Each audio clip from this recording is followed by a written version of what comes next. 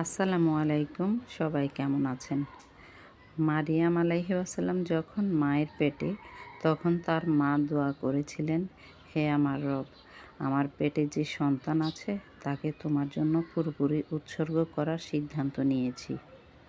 আমার পক্ষ থেকে তাকে কবুল করো তুমি। তুমি তো সব জানো, সব শোনো। তারপর মারিয়াম আলাইহিস সালাম যখন জন্ম নিলেন, মায়ের দোয়ার পরিপ্রেক্ষিতে আল্লাহ তাকে কবুল করলেন আর তার দেখভালের দায়িত্ব দিলেন জাকারিয়া আলাইহিস সালামকে। পরবর্তী সময়ে মারিয়াম আলাইহিস সালামের গর্ভেই জন্ম নিলেন আমাদের নবী ঈসা আলাইহিস সালাম। এভাবে মারিয়াম আলাইহিস সালাম হয়ে গেলেন একজন সম্মানিত নবীর মা। নিয়ত থাকতে হবে খাঁটি, কবুল করার মালিক আল্লাহ।